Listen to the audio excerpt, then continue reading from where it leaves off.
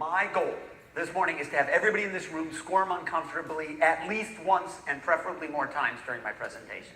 In other words, nobody gets off the hook. Everybody here, whatever your profession, background, whatever you do, I hope that at least at one point you go, yeah, oh yeah, that's right. Wow, we could do better, couldn't we? Because I think we could do better. And one of the simple examples, one of the first things I saw when we were driving, when Linda picked me up at the airport and we were making our way to the hotel in Fairfax, was these bicycles parked attached to a signpost, right, not a bike rack, right near a bus stop. You can see the bus stop sign just beyond.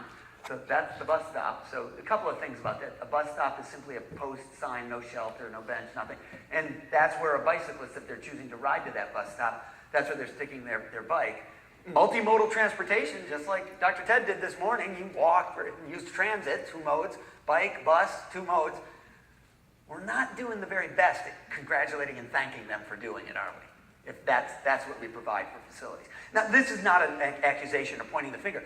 This is a typical picture. I can find this anywhere in the US, right? Of course. But I'm just reminding ourselves kind of the challenge that we face.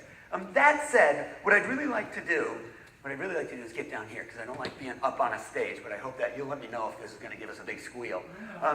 Yeah, I'll know. I'd really like to answer kind of 4 common questions. We're asserted, Ted and I are already by implication asserted that you can design a healthier community so that people live longer, healthier lives. To which I tend to get some fairly natural responses. The first question people ask is, well, isn't that really a matter of personal responsibility? Isn't it up to the individual to either choose to exercise and eat well, not smoke, do the right thing or not? But it's personal responsibility. I'm going to suggest to you we have pretty strong evidence that there's a lot more to it than that. And that there are environmental and community level influences that really matter greatly. So I'll convince you of that. And then you're going to say, well, Mark, if that's true, then you should be able to build places where people will live healthier. Is there any reason to believe that if we build it, they will come? The classic question, right? If we make these kinds of places that you espouse, any evidence people will actually behave more healthfully? Because frankly, my gut says humans by nature are kind of lazy slugs, and we're not going to do it. Give me a nice bike trail. I'm not sure I'm going to go out there. I'm going to convince you, yes. In fact, we've got pretty good evidence of that. To which you should ask the third question, which is, if it's such a good idea and works so well, why isn't the marketplace taking us there? We're a capitalist society in the United States. Shouldn't our capitalism recognize the benefit of this style of design, and shouldn't we move there? And I'm going to tell you convincingly, we are. We are seeing the marketplace tell us this is exactly what people want. So these are my answers to the 3 big questions, and I'm going to illustrate with some images from here and some examples from here, thanks to the tour that some of you took me on yesterday. But in particular, I've got to acknowledge Linda Hollis. Linda, where are you? Because she was my driver, and I got her nearly arrested at least 5 or 6 times. No, turn around right here. No, stop here. I got to get this picture. Certainly got her beeped at, and she got the finger more times than you can imagine in just one afternoon of me saying, stop here. I got to get this picture, and that kind of stuff. So bless you and thank you for not letting me get killed, because I was in the death seat the whole time. Didn't manage to kill me. So that's our goal, and let's start with the squirming right here. Let's do a little mental exercise. If you've been with me before to talk or something, you may have done this exercise, but join me nonetheless. I'd like everybody in the room to close their eyes right now, and I mean it really, kind of close your eyes, and think back to one of your earliest fond recollections of having been physically active as a youngster. And if I see you with your eyes open, I'm walking right to you, so don't even bother. Okay, eyes are closed. You're picturing yourself active as a young kid, earliest as you can remember. So not high school sports. Think way back to when you were very young. Picture yourself. Where were you? Who were you with? What kind of activities were you doing? Get an image in your mind of yourself from that period, as far back as you know. As soon as you have your image, now go ahead and open your eyes, turn to somebody next to you, and share those recollections. Just 10 seconds each. Share recollections. Take the next 30 seconds to do that. Go, right now. Okay, so it would be like in my backyard, my sister playing like tag or Bring it back. Bring it in. Now, I know it would be far more fun to go get another cup of coffee, another slice of coffee cake, and talk about those recollections for the next 45 minutes, not listen to me. Because it is kind of fun to get thinking about that, isn't it? Most people, I even see people get active. While they're talking about it, I see people acting out, climbing trees, or throwing rocks, skipping rocks at the lake. You know what I mean?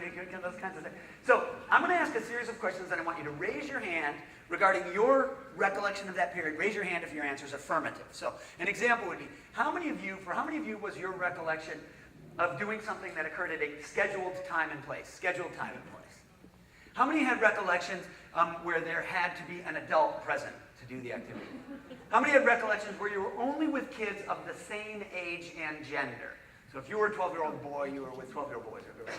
How many remembered activities that you had to have a uniform for, that you either purchased or were given as part of the uniforms? How many remember having to have an umpire or a referee for the activity? Hands up for that.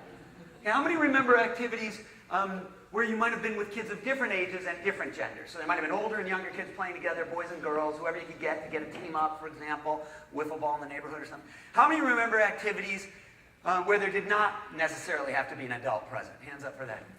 How many actually did activities that they could not have gotten away with if an adult had in fact been present? And tell the truth. Let's see it. Look at that. There's a lot of playing in creeks and climbing in places you weren't supposed to, and building tree forts out of borrowed materials, right? The tree fort was borrowed materials. Okay. How many of you had a recollection that involved a wheeled vehicle, a bicycle, a tricycle, a scooter, a skateboard, roller skates, the kind with key maybe? A lot of wheeled vehicles, yeah. How many remember water being part of your recollection? So it could have been swimming in it, or fishing on it, or playing just in a pond or a neighborhood creek, lake, swimming. How many of you, if you allow me to use a term of art, how many of you recall having been, to some degree or another, a free-range kid? Yeah, I was a free-range kid.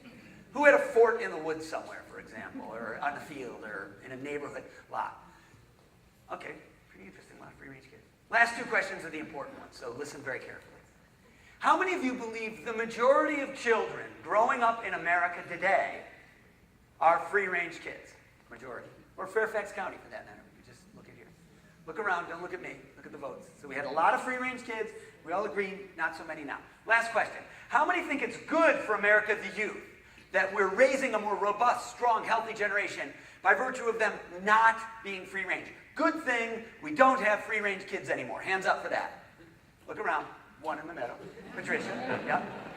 Hold the thought. So it looks like we have a pretty strong emphasis here. Why not, Patricia? Why is it a good thing we don't have free-range kids anymore? Because it's not safe! There are scary men with big, thick mustaches hiding behind every tree. Ah! They're here to get our kids.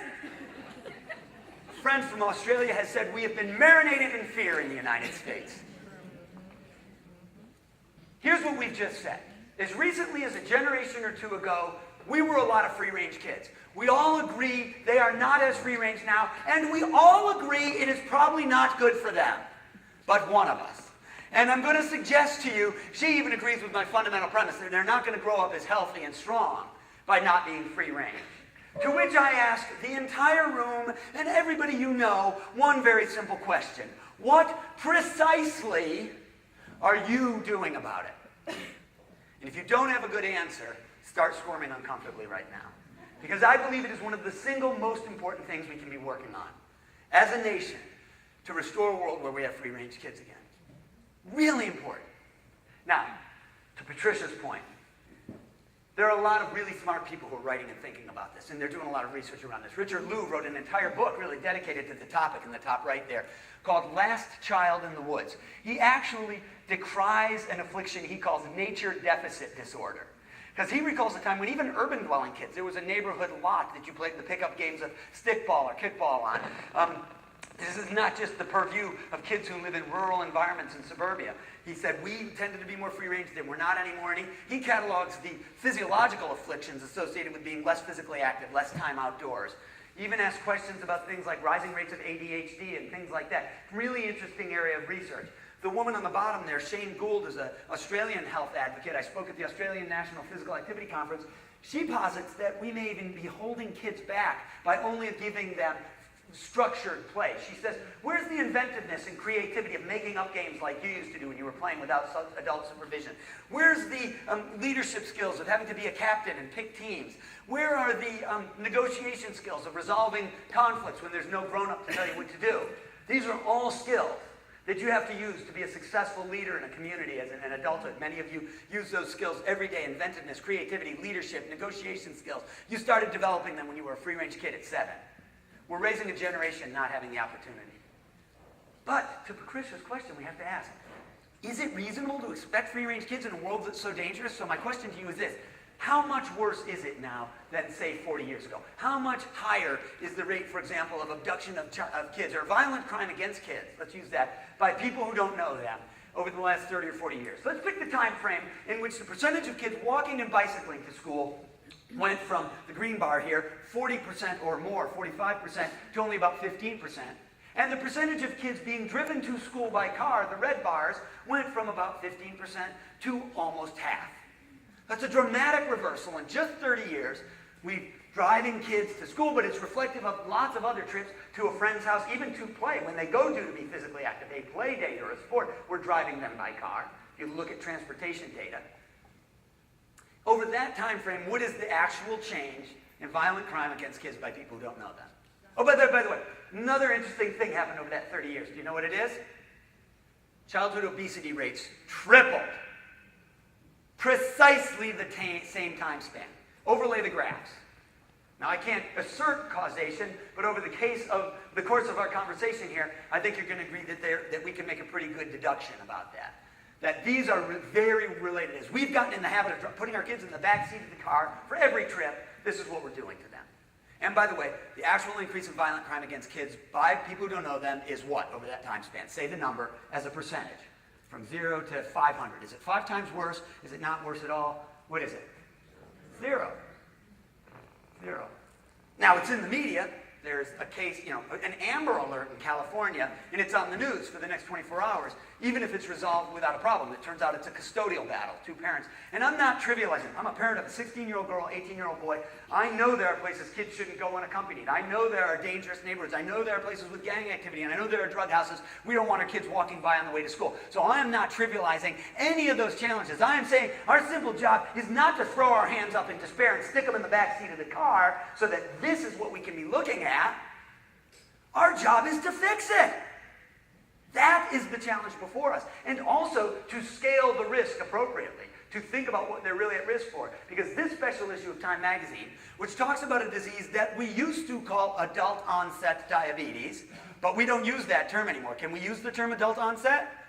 No, we have to use the clinical term, which is what? Type 2. Why can't we call it adult onset? We're seeing it in 9 and 10-year-old kids. A disease that as recently as 15 years ago, you could ask Dr. Town about this, he would say, we didn't even think kids could get this. We didn't think it was physiologically possible. We didn't think the mechanism of the disease worked until we got kids inactive enough and gave them bad enough diets, basically. Gave them the 2 risk factors that we now estimate 1 in 3 people born today, 1 in 3 children born today, will at some point in their lifetime develop type 2 diabetes. That's the arc, the trajectory that we're on. And I picked those 2 risk factors because I think that's the epidemic we should be talking about. Let's not talk about an obesity epidemic anymore, because we know these are independent risk factors. We know separate from weight, we can help people's risk profiles if they are more physically active and they eat a better diet, separate from overweight. And indeed, these 2 risk factors, combined with tobacco, are the 3 that will drive our healthcare system into the ground. Let me be clear about this. This is one little political tirade of my entire conversation, because 99% of what I'm going to say has nothing to do with where you are on the political spectrum. But I will say this. The debate that goes on in Washington and that our federal legislators take home about whether Obamacare is a good thing or a bad thing, whether we should have a market-based system or a single-payer system or the hybrid that we're developing now, is immaterial. They are rearranging the deck chairs on the Titanic while we steam into the iceberg. Because nobody's really grappling with the underlying risk factors that are going to crush our healthcare system, that put 70 to 80% of us in the hospital beds and are burdening us with chronic diseases that cost more, lower and lower quality of life until we die. Right? It's exactly the wrong way to spend the final years of our lives, fighting chronic diseases at great expense to society. So if you have an opportunity to do anything else and talk about healthcare to a federal legislator or state legislator, anybody who's talking about this, say to them, please, let's have a meaningful conversation about prevention and the 3 big risk factors. Who will at least join me in that campaign? No more obesity epidemic. Let's talk about epidemics of physical inactivity, poor nutrition, and tobacco use, and those being the ones we got to handle. Hands up if you're with me on this. Wait, this is not a rhetorical question, and this is not raising your hand. This is, Mark, I'm too lazy to lift my elbow as high as my ear. This is raising your hand. Let's see them right now. Let me go this way. Who wants to keep talking about the obesity epidemic? Because that's been working so well. Give me your hand on that if you think. The obesity epidemic, you think that's an effective technique? I'm afraid I've got all the evidence in the world that it isn't. So, and by the way, what I should do is make the people who want to keep talking about it that way stand up in front of the group so I can berate them publicly. Which is precisely what we do to severely overweight people in our society. We ostracize the individual. We make them feel like a bad person. So that's one reason I'd really like to change the conversation. Let's not just blame the individual. Let's acknowledge there's some collective opportunity here. All right. I've just talked about 3 risk factors. We're going to really talk about 1, physical activity today. Not because the other 2 aren't important, not because nutrition in particular isn't important, I'm not saying that, but the focus of our work as we think about healthy community design in this conversation. And I also bring a bias. My background was in exercise science. I studied at the U.S. Olympic Training Center, in the sports biomechanics lab. I ran Reebok's human performance laboratory for a while, so I was in the footwear industry. So I'm sort of an exercise geek, and I even did competitive sports, if you can call it that. I did the weirdest event in in track and field. Does anybody got a guess as to what's the most odd-looking event in track and field? So I'm hearing race walking over there. I also heard pole vault, but I think the race walk looks weirder. Here's photographic evidence that I was, in fact, a competitive race walker a very long time ago. And you know it was a long time ago because we only had black and white photography back then.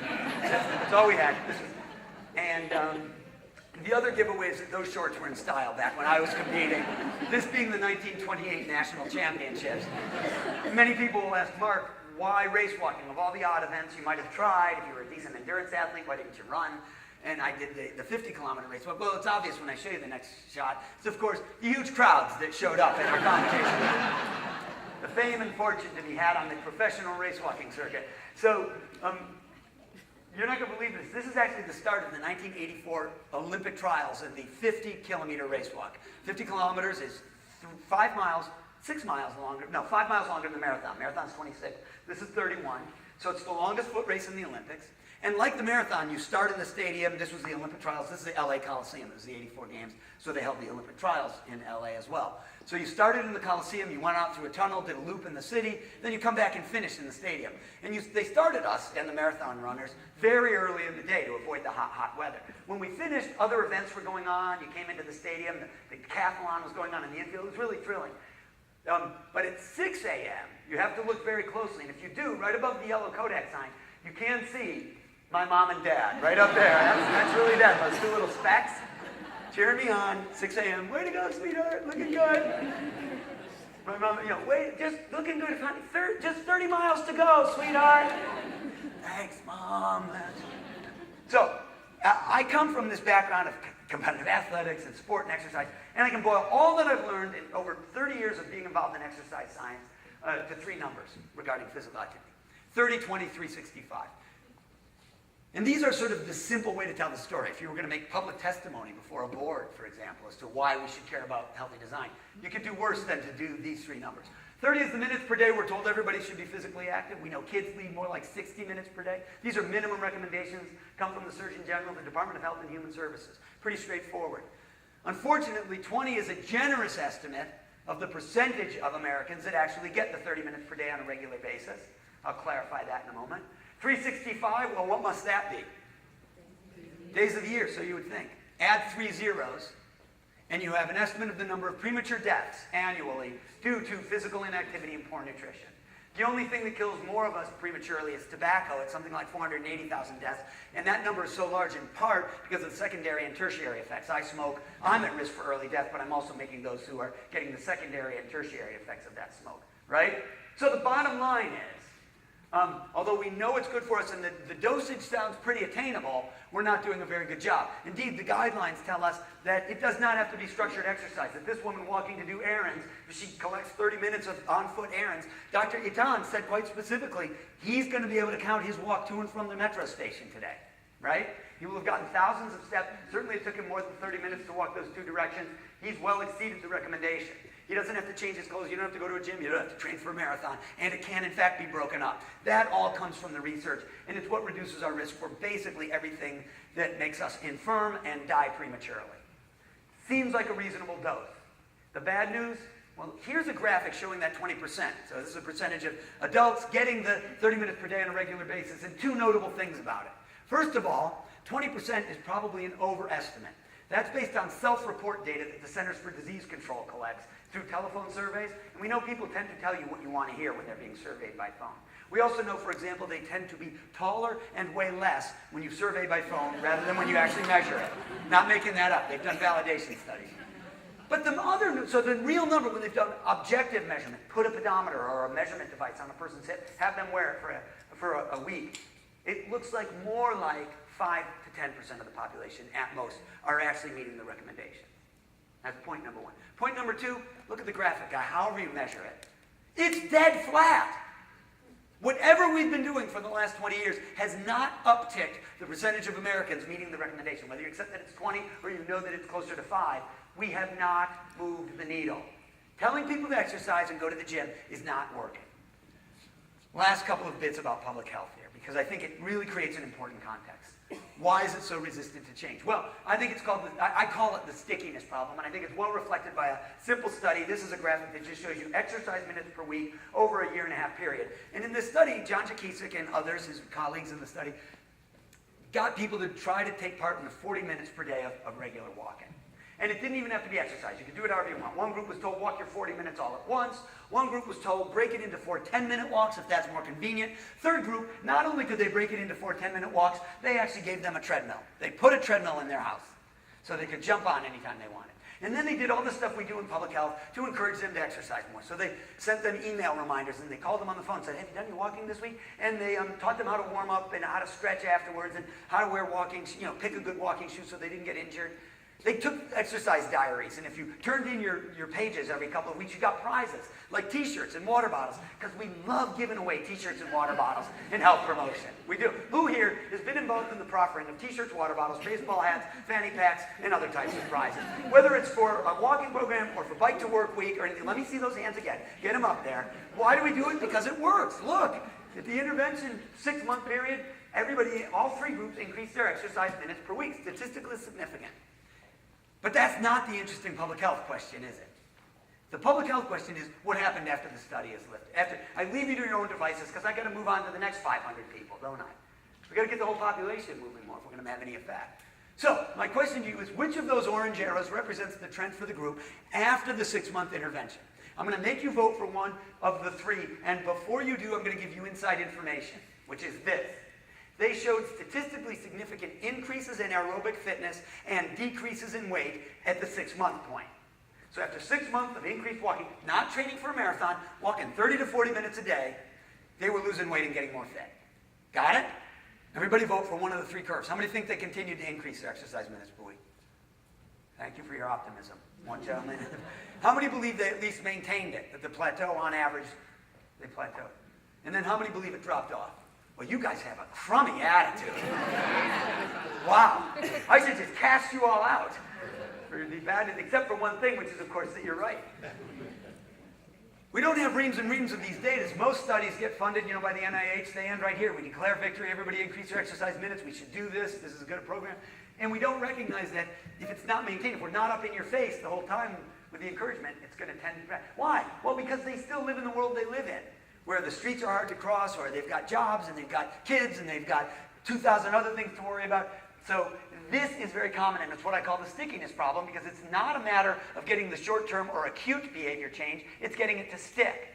That's what we're really facing from a public health standpoint. And indeed, there is lots of data on graphs that look like this. This is a weight loss study, so going down is good, right? You're starting at your initial weight. This compared being in a self-help program, the red line, to being in Weight Watchers, the yellow line. And although those in Weight Watchers lost more, you'll notice that both of them are trending toward regaining the weight after about 6 months. The stickiness problem prevails again, and again when we look at encouragement and education-based programs. All right? Which leads us to a really important question. Is telling people to exercise enough? And the short answer is no. And educating and encouraging, that's not enough. We really got to start to think about it, and we as a public health world, and it's just exactly what Dr. Etan said. He said, I'm so pleased that now we're actually moving upstream. We're trying to help get the behavior put in place as a part of daily life.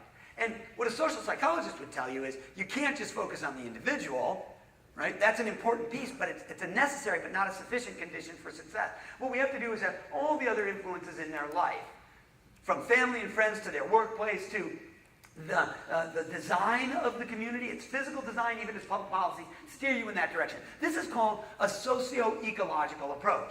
And it's actually been tested an awful lot in public health. We've got good evidence that this can work at the population level. The problem is our natural inclination. Well, you tell me, what's easier to do? If we think about, for example, the idea of walking for exercise, if we could I could ask you to put on a 6-week walking program, or I could ask you to change your laws and ordinances to make sure that there are sidewalks everywhere. What would be an easier pursuit, an endeavor to pursue? How many say it'd be easier to do the 6-week walking program? How many think it would be easier to just build sidewalks everywhere, come up with the money and the policies? Really? You think so? Why aren't you out doing it then exactly, if it's so easy? Because I got to tell you, there are both policy challenges and monetary challenges to actually going out and doing it. Whereas I know, and in fact I have seen, that by behavior, what we spend our time doing is the stuff at the top of the graphic. Behavior change programs, education, encouragement. Go to an employer, they'll do a 12-week walking program, lunchtime, lunch and learns, all that kind of stuff. It's great. It's not very sticky. Getting communities to actually invest the money, though, in changing the physical infrastructure, not nearly as easy, in my observation. And I think we have many examples to remind us why to move down the pyramid or include the entire pyramid, right?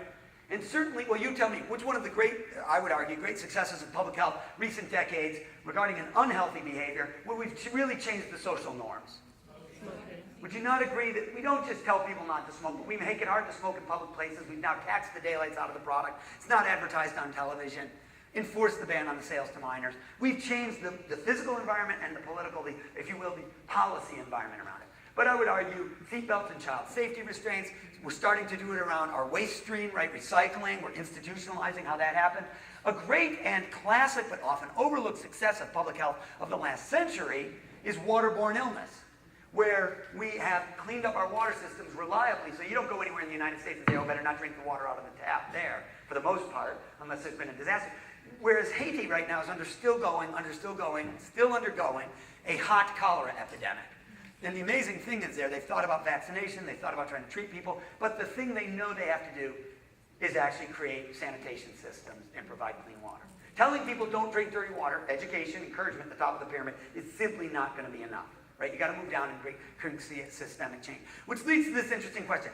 If I have run into this around the country, if a developer, I served 6 years on my local planning board, planning commission, small town, nothing like Fairfax, but sort of I understand the challenges of that kind of a position. If a developer had come to us coming out of the recession and said, Mark, we're going to do a new 20-house subdivision, which would be a big one for a small town, 30, 40 houses, whatever. And since in the recession, times are tight, dollars, we really want to help boost the economy, but we'd like to save a few bucks. So although the ordinance asks for it, we're not going to tie it to the sewer system. We're not going to put in septic. We'd like to go with open pit toilets behind the houses. What would we say? Not so much, right?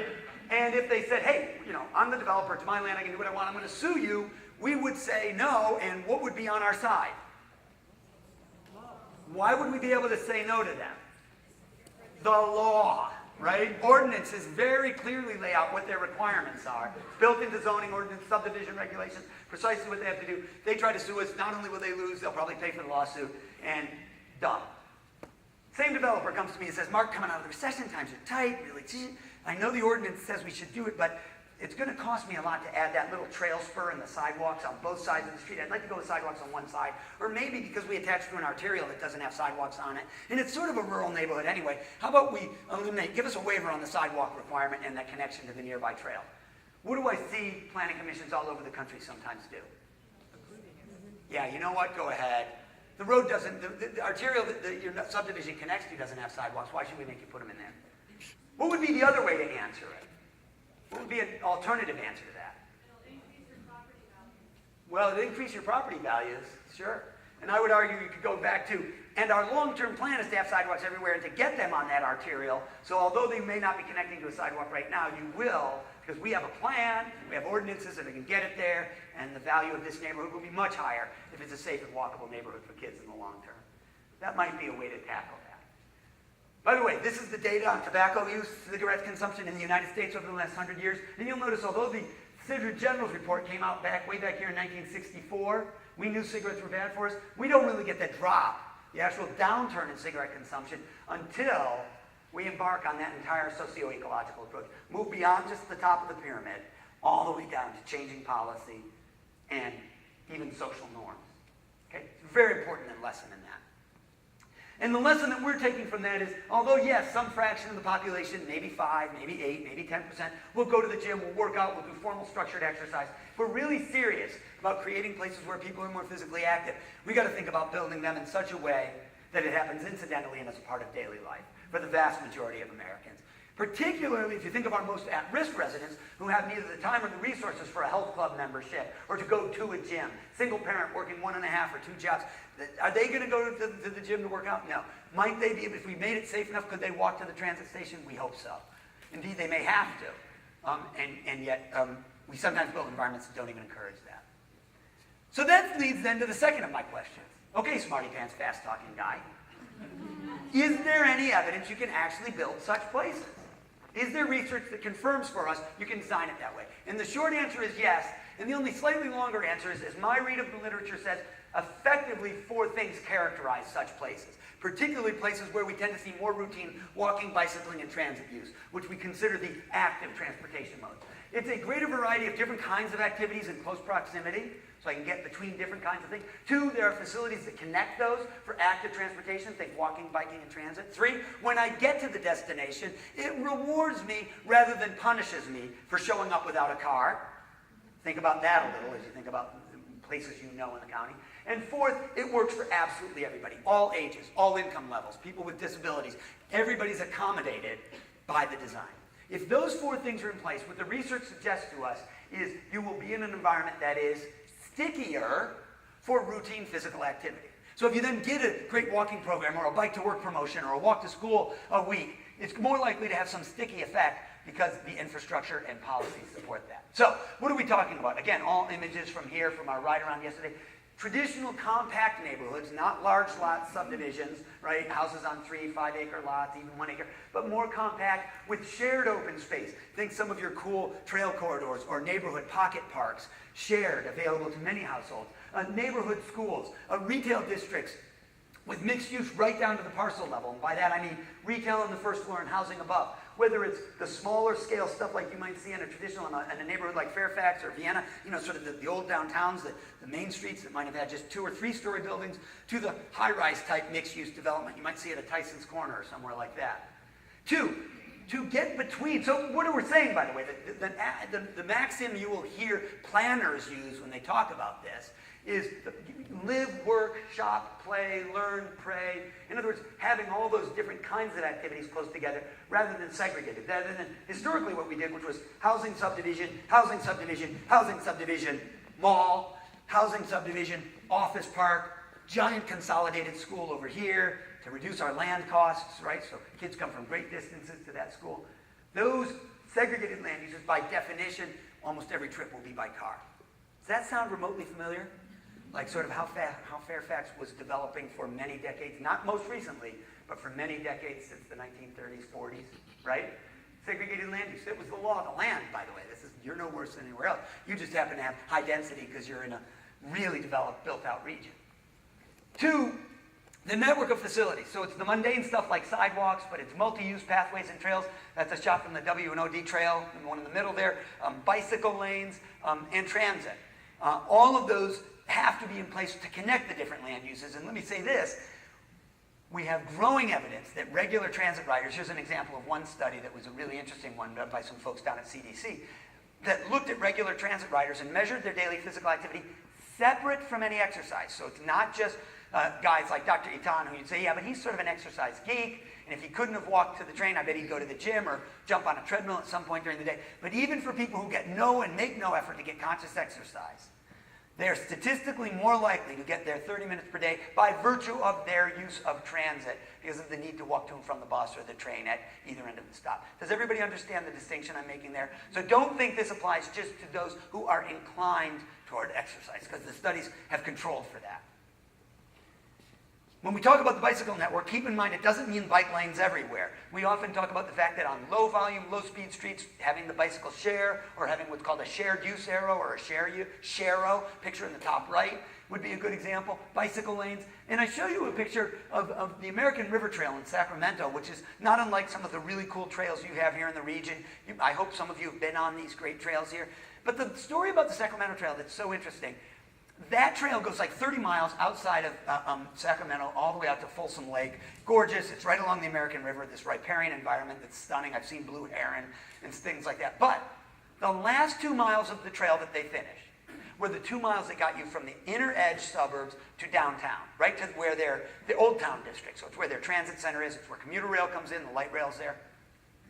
Some of the hardest right-of-way to get. You can see that, indeed, it's not a very glamorous picture. It looks like it's almost underneath the elevated expressway for a portion of it. And it's not. It's not the sexiest section of the trail. I also assert to you, it is by far the most important and valuable section of the trail. Someone here tell me why.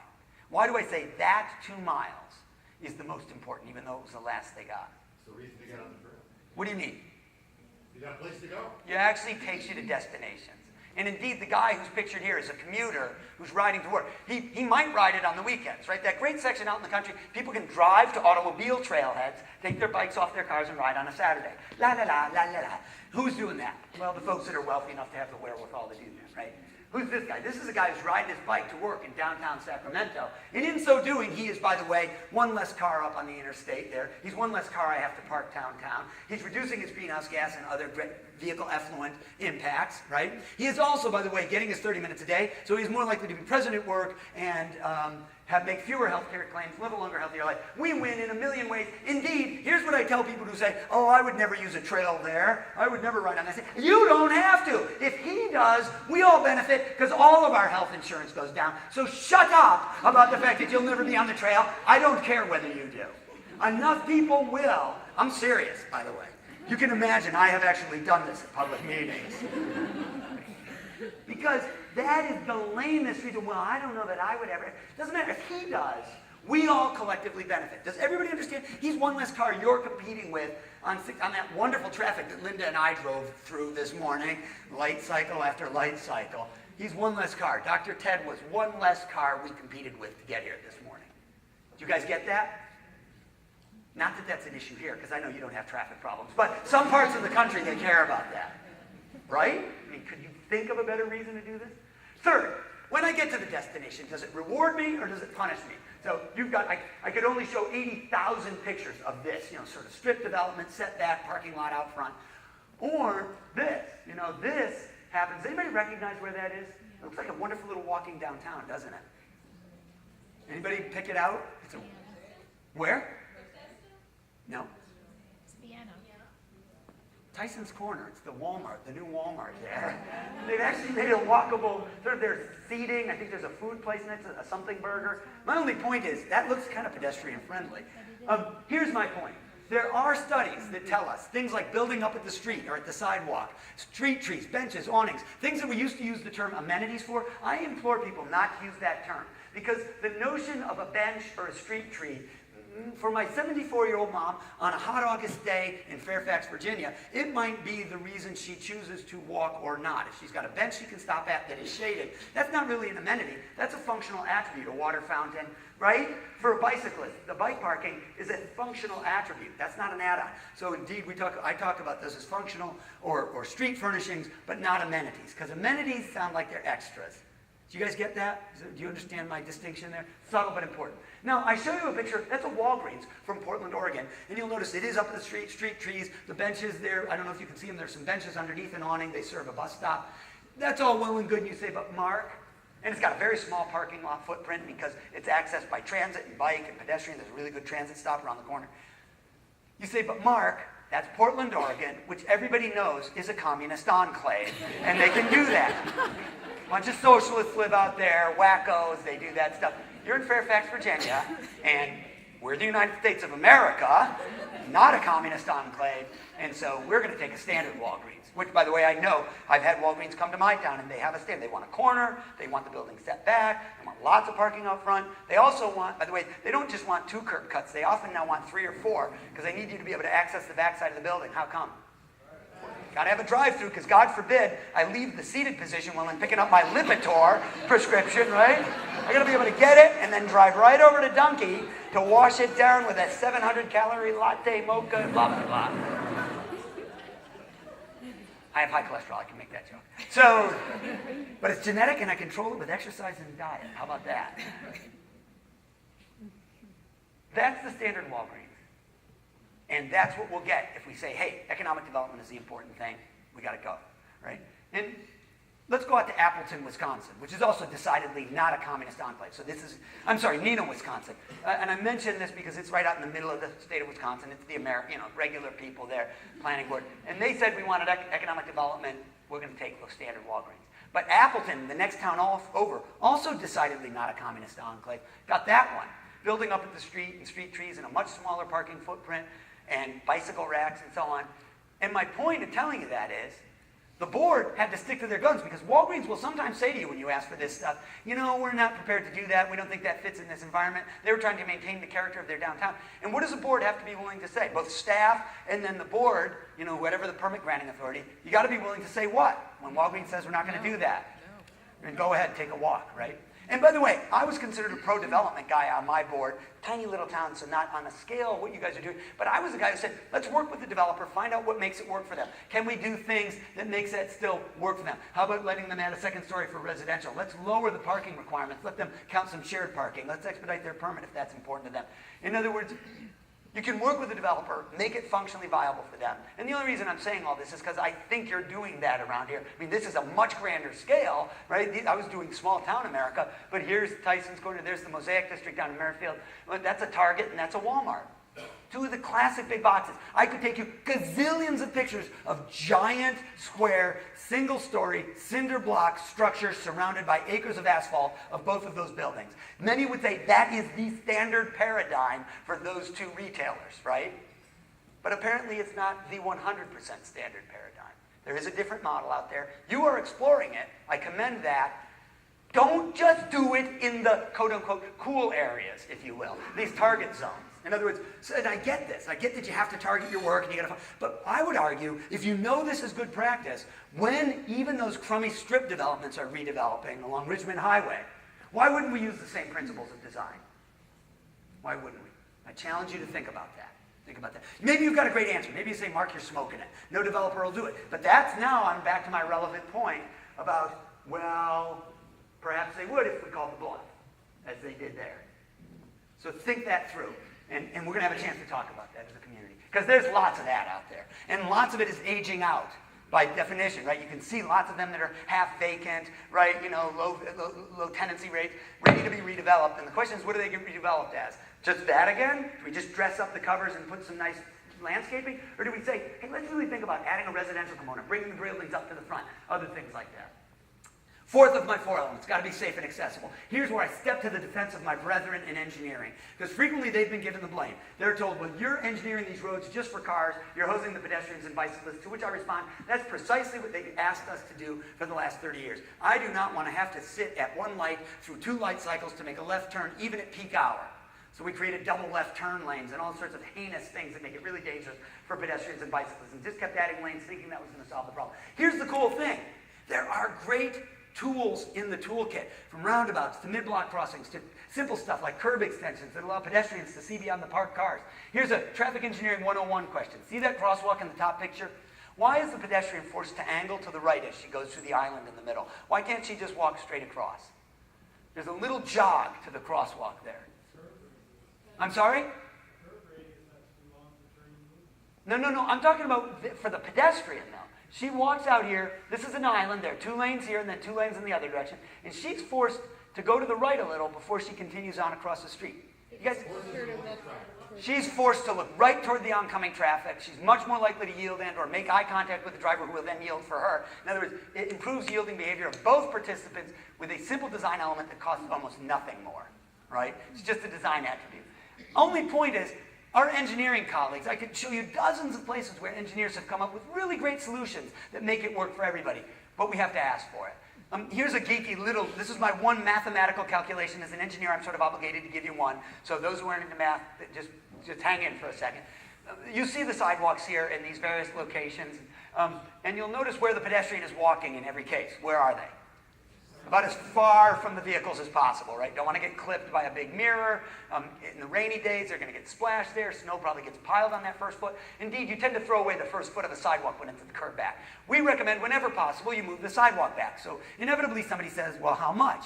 And there is actually a standard. It's somewhat complicated calculation, so indulge me. How do you calculate the setback for a sidewalk to optimum performance? It's precisely 1 Fenton, which we have right here. We have a template. We can take it out in the field for field work. The 1 Fenton template. So, now, the one problem is it seems to have the same adverse effect on the pedestrian, you'll notice. Poor girl is petrified, like, oh my gosh, what is this weird guy doing? My actual point, of course, my engineering friends know, there isn't a standard. In a case like this, where you're going to have big mature trees like that, that's actually not a sufficient setback. Those tree roots are going to lift that sidewalk, aren't they? You'd want more. In a case where you don't have the right-of-way, maybe a foot. And in a case where you don't have any right-of-way, even striping a bicycle lane or a curb line, if it moves the vehicles away, creates some buffering. So the real point is thinking of the pedestrian and the sidewalk not as an afterthought that you just tack on if there's room, but it's an actual part of the transportation system that somebody's going to use. Let's optimize its performance by making them as safe as possible, right?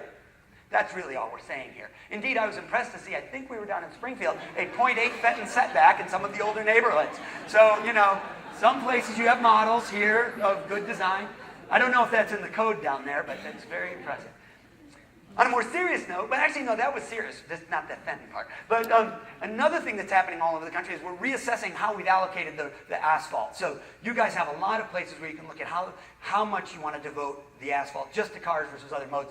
In this case, this is a road in Champaign-Urbana, Illinois, very heavily developed retail, commercial district, and they had a huge problem with vehicles trying to make a left turn from the left lane and trying to cross 2 lanes of traffic, so collisions over here. First car yields, second one doesn't, they get clipped. Or they stop and somebody tries to go around them, rear ends them, or goes around them and creates a collision in the right lane. There are a lot of inefficiencies with these kinds of multi-lane alignments. And what the engineer there, Jennifer Selby, did, she analyzed it and she said, you know, the 3-lane alignment on the right will work better. So they actually redesigned. That's the same road before and after, what's often called a road diet.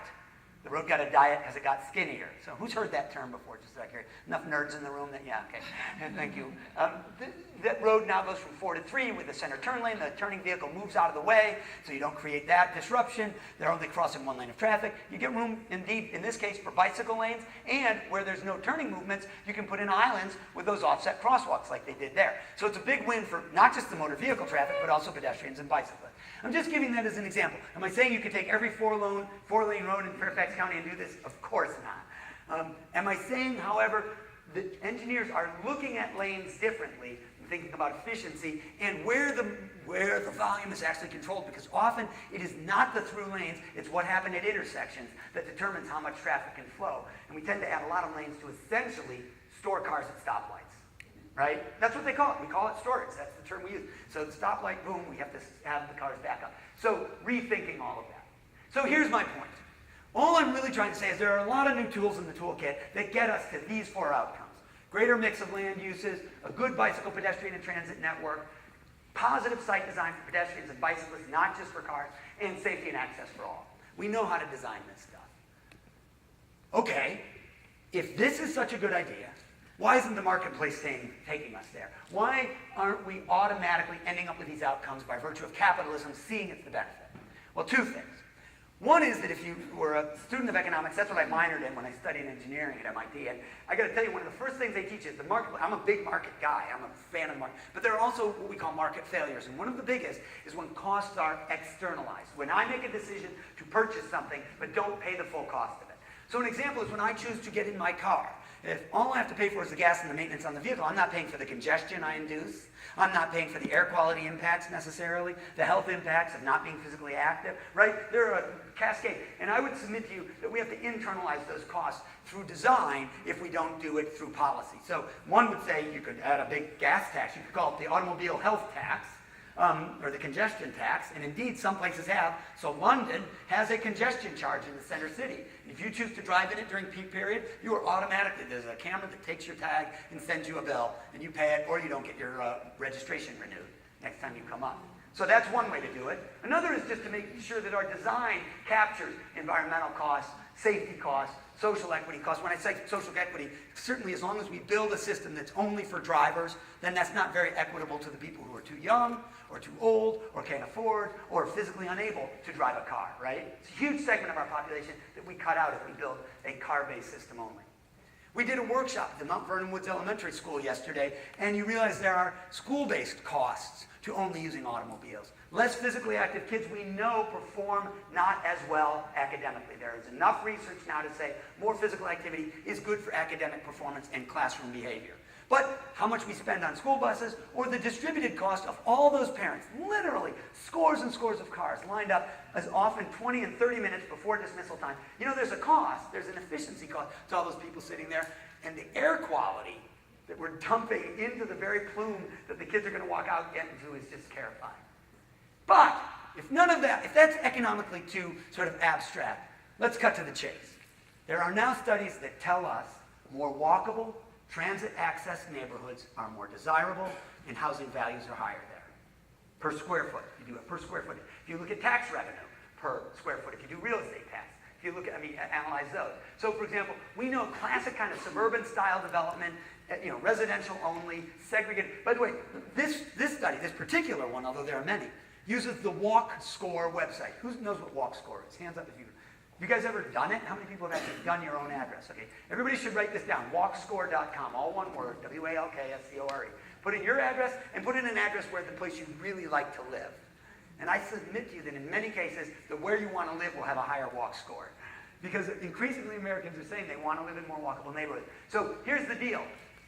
Low walk score houses compared to identical houses, same size, same attributes, compared to high walk score houses, lower value. Or let me say it the other way, more walkable neighborhoods, higher value.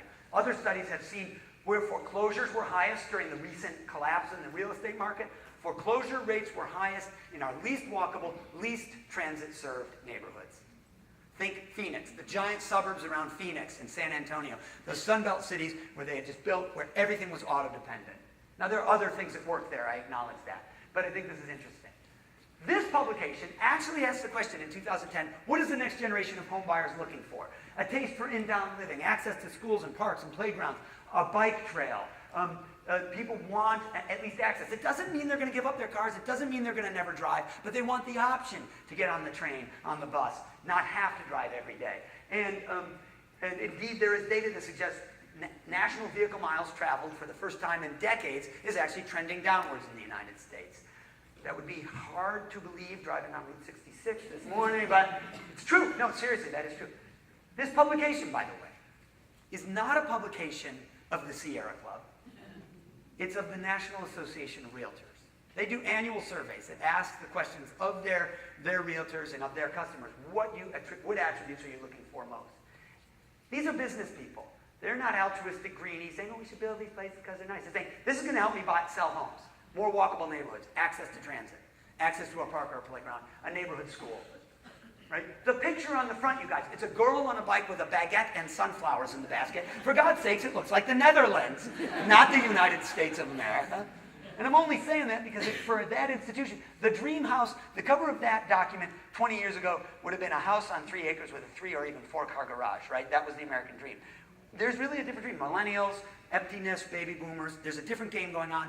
Many estimates suggest we are way overstocked with single-family homes on suburban lots distant from anything. The stuff we need most is stuff in walkable distance of our destinations. Indeed, 2 great white papers, summaries of the research out there from the EPA, look at, one, what's the economic success for the developer? The fact that sort of more compact and mixed-use development requires less infrastructure, right? You have sidewalks, your drainage systems, your utilities aren't as large. There's a premium associated with it for the developer, and there's flexibility and choice in development style. And it's beneficial to the community because we are now seeing businesses, when they look at where to locate, it's a competitive market. And somebody can decide, Google can decide to build its next office here, or out in Boulder, or out in Portland. And Boulder and Portland are kicking your butt right now. And it's not because they're touchy-feely granola greeny places. In part, it is because, wait for it, a more active population will elicit lower healthcare costs. One of the biggest things that contributes to their bottom line costs, right? Healthcare of your employees, particularly now in the modern era. So if you care about that, you're analyzing this as a purely non-emotional numeric analysis. Okay? That's the competition that you're in. These are places where employee retention will be higher, you're going to be competitive, you're going to keep competitive, high-quality employees.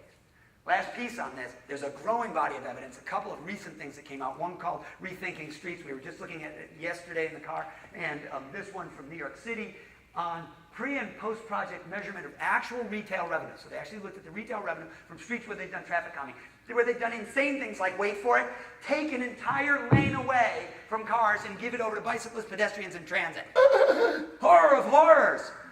Higher retail revenue from that street afterwards, because, oh my God, it's a more livable street. And people going by are not just driving by at 40 in the car, white knuckles. They are walking by at 3 miles an hour. Very easy to suck them in as a customer. Now, I'm not saying every street can have that done. I'm just saying that we now have a growing body of evidence that the economics are favorable for this style of design. There's a reason to do this stuff. So what's happening? As people are looking at these kinds of strip malls all over the country and on other kinds of malls, interior malls too, they're redeveloping them in a very different model that is one that takes into account the other modes of transportation than just the automobile. It's a fundamental tenet as a business prerogative, not because it's a health prerogative, because it's good business for the community. How do we get there? Community-based workshops are one of my favorite things. We go out and we do these walk audits because people actually feel the difference walking on the one kind of a street. You know, the picture on the right versus the picture on the left. It literally feels different when you walk it. But the real goal is to put in place, I think, fundamental philosophical principles. I was asked to write an article for the journal Childhood Obesity where they said, Mark, what do you think is going to be the next big field for fighting childhood obesity? How are we going to do it? Is it about physical education in schools? And it was an invited article, and I said, I'm going to write an article, I'll submit it to you guys. I don't think you're going to want to run it because I'm not going to talk about PE, I'm not going to talk about sports programs, not going to talk about parks and recreation. I think these are the big five. I think these are the things showing promise, the most promise nationally. And it's essentially the restoration of a world for free-range kids. That's what it is. It's my manifesto, if you will, for that. But it's the evidence base. So the article, if you're looking for where are the supporting journal articles and so on, my bibliography in there is pretty comprehensive. But these are the big five, and I want to talk about each of them in the context of Fairfax County to wrap up. And the first one is you have planning documents, and looked at a range of them, from your comprehensive plan to a bicycle plan that's in process and so on. And you're really talking about more centralized development around nodes, using transit as the centerpiece for that, walkable neighborhoods. All of that language is in your documents. So the real question is not whether you're saying the right words, it's whether you will implement it universally. I mean, this map is very encouraging. It talks about major transit corridors and how you're going to really build walkable, centers, even where they don't exist now as you redevelop. And so that means the key priorities, as you do redevelop a mall like this one down in Springfield that we went by, don't just make it another mall like it used to be. Buildings surrounded by acres of parking. Perhaps create facing sets of buildings that have structured parking but also housing in them and retail in them. Do this proximate to a transit stop so that there are options so that people could live and work and shop and play right there. Never have to get in a car. Right? Get enough density there, that becomes the kind of place that can support Zipcar, the shared car systems, nearby housing, and so on. MMTA versus TIA. This is my little acronym, not in acronyms. Planners, often when a new development is being done, whether a new one or a redevelopment, they require what's called a traffic impact analysis.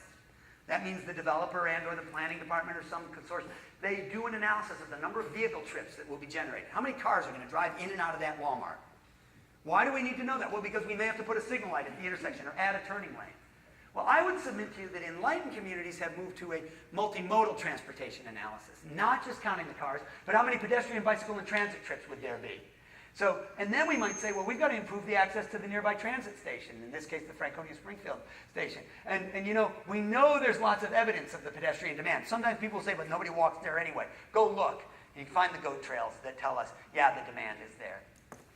Because the devil is in the details. This is the transit access to the Franconia station from Franconia Springfield station. That's housing on the other side of I-95 there. And look at all the pedestrians that came off the train trying to make their way across, yes, another road wide enough to land a 747. Because you have one or two. This guy's trying to cross the on-ramp to 95. And you know that drivers are looking for pedestrians there, right? They are gunning it, man. They want to make the gap on 95. That's all they want to do. That pedestrian is, all he is a human speed bump.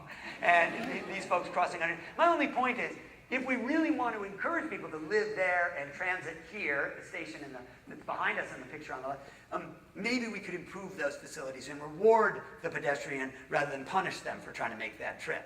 And I'm not even suggesting that was anybody's intentional oversight. In fact, there are many indications there of folks trying to repair it. So I commend whoever's working on that, but let's keep going. You're not done. 2, complete streets. Who's heard the term? Is this a familiar term? This is a national campaign, really simple on the face of it. It says, every time we touch a road, we take into account all 4 users: pedestrian, bicycle, transit, and motor vehicle. Doesn't mean we build the road for the car, and then if there's room left over, we add a sidewalk. It's we analyze from the beginning all 4 modes, and we include all 4 modes.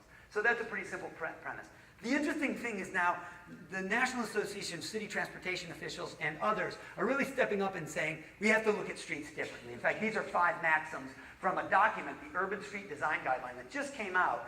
And it's from the sort of the city transportation officials from major cities across the U.S., Boston, New York, Philly, Chicago.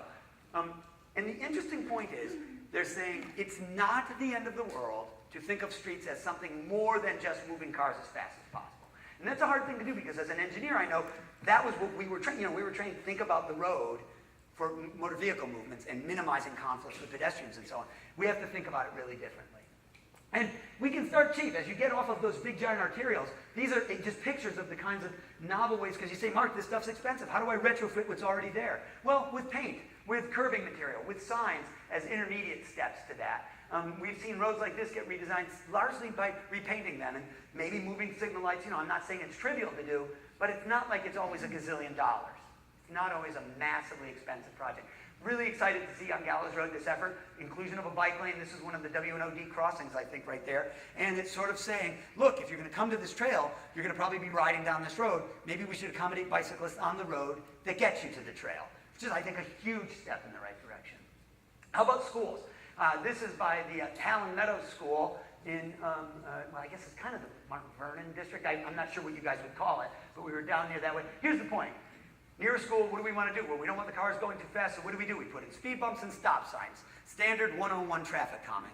Unfortunately, they are actually not the optimal treatments, right? Particularly in a cold weather environment where you occasionally have to plow. The speed bumps are sort of punishing to the residents every time they go over.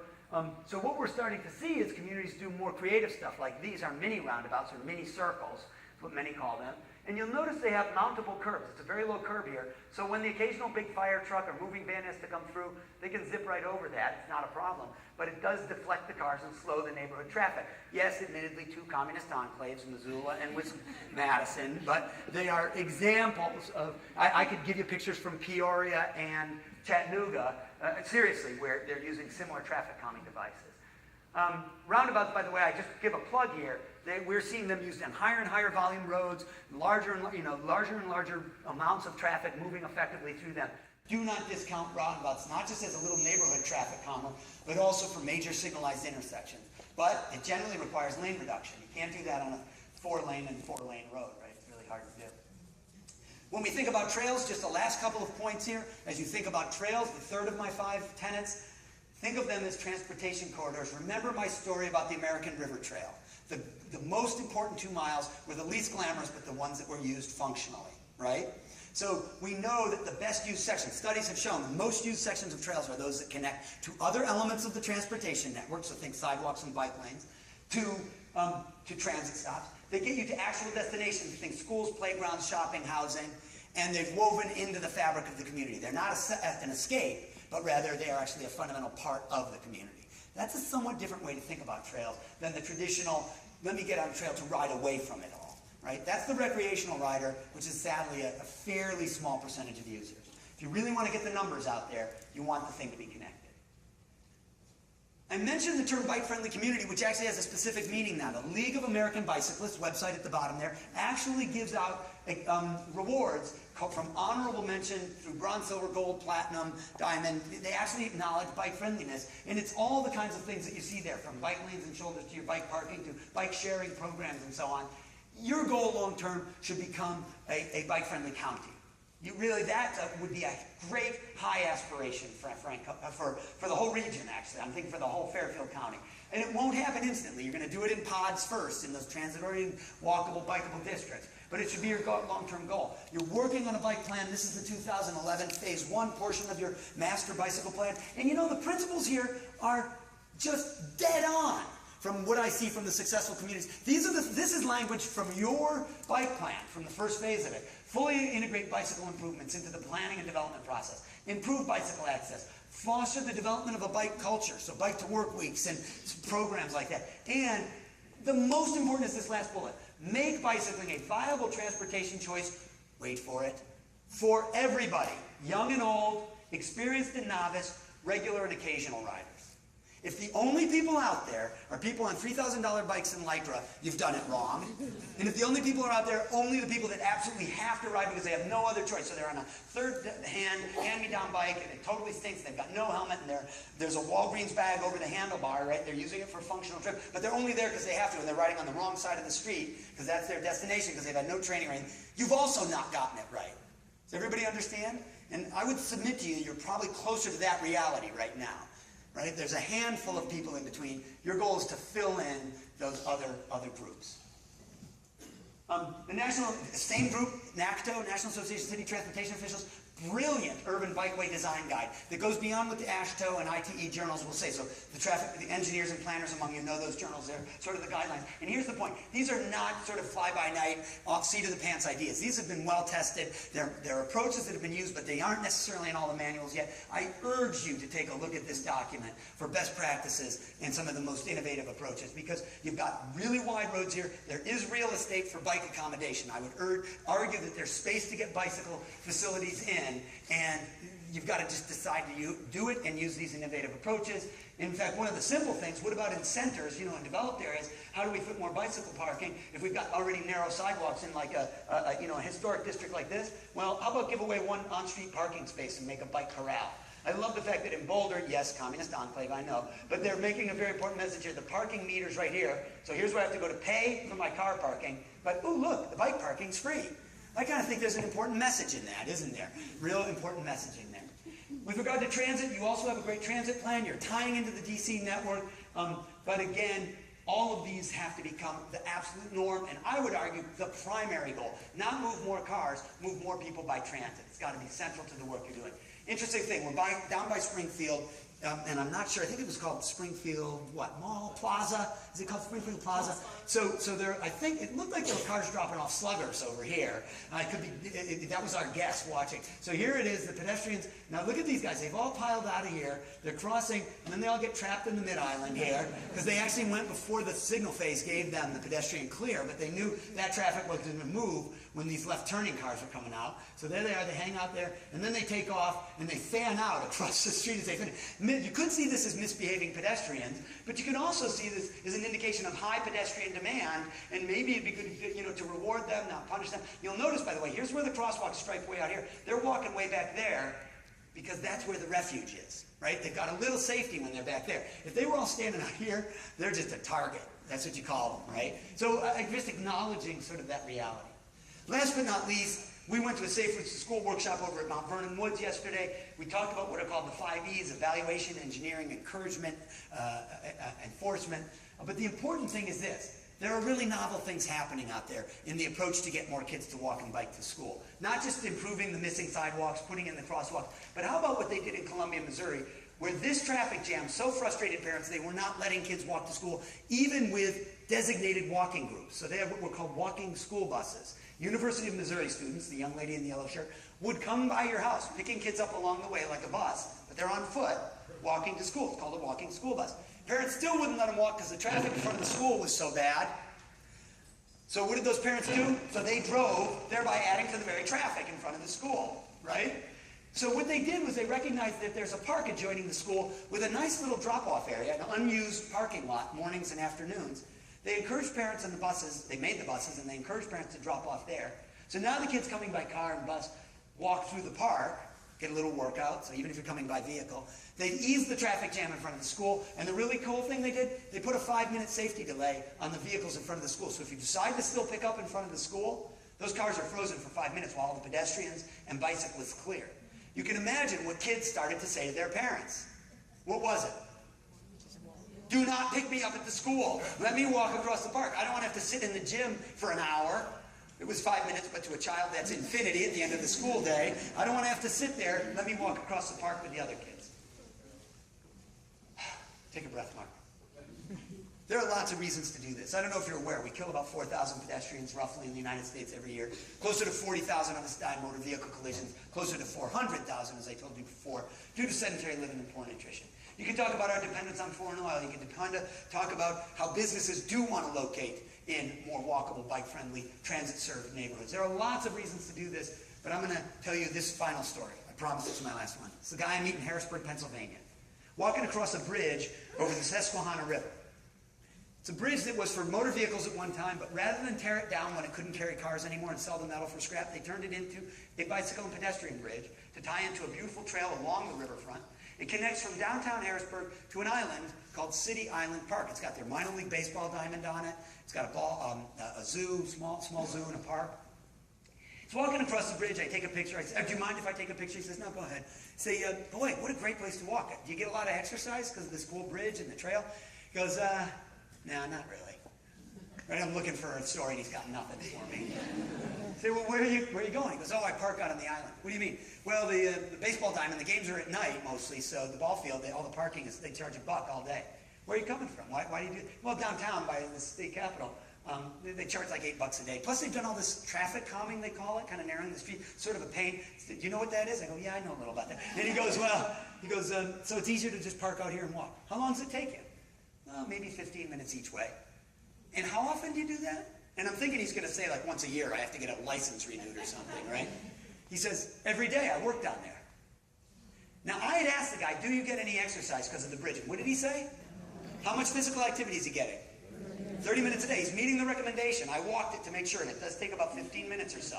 So he's meeting the recommendation, yet he doesn't think it's exercise. He thinks he's saving $7 a day on parking, which is fine with me. I do not care. Nor do I care whether he loses a pound, because we know, remember, that physical activity is an independent risk factor. So as long as he gets that daily activity by virtue of being a cheapskate, true to my heart, good for him and bless his soul, I don't care whether he loses a pound. He will live a longer, healthier life. He will make fewer healthcare claims. He will be present at work more often and more productive. He will, also he's one less vehicle. We're competing with parking downtown. We don't have to, he doesn't congest downtown. We win on all of those fronts. You can't argue with me, Dan, because the data's there. We know he doesn't cost us as much. And it's because of an infrastructure decision, keep the bridge as a bike ped facility and downtown traffic calming, a policy decision, cheap parking on the island, market-based parking downtown. We win on every front. Now, if we were smart, we'd go to wherever he works, give people pedometers and say, hey, you should try to get 1,000 steps a day. You know, it's good for you. And here you go, try your pedometer, and we'll do T-shirts and water bottles. In fact, you know what? There's a $1 parking out on the island. Why don't you park out there and get 2,000 steps every day? Do it for a week, I'll give you a T-shirt. Do it for 2 weeks, I'll give you a water bottle. Right? Remember the curve in the study? But now it's much more likely to stick, because I'm going to get you addicted to $35 a week, $140 a month of parking money back in your pocket. Right? Sticky environment. I am a raving froth-at-the-mouth lunatic. I get it. I get it. And frankly, it is not for that guy, nor is it for any of you who seem like very nice people, but I do not really give a damn about any of you. I don't want to feel, I don't mean it personally, but I don't. Who do we have to do this for? We are raising the first generation in America. These are my kids, by the way. I've frozen them at 3 and 5, even though they're 16 and 18 now, because they were all so cute at 3 and 5. But it's to remind me they are the first generation in modern American society who are going to end up with statistically shorter life expectancies than their parents, maybe by as much as 2 years. If all you do is project forward the current chronic disease data, they end up with shorter life expectancies than us because of the world we built. Not because of Ebola or HIV, AIDS, or avian flu, not infectious diseases, the diseases of sedentary lifestyles, because we think it's not safe enough for them to be out there as free-range kids. And it's not okay to simply stick them in the back of the car in response to that. I hope I've made the case to you that we owe them better, and we know how to do it, and I know you know because you're already doing some of it here. But it's got to become the new normal for the entire county. Thank you so much for the privilege of talking to you and for giving us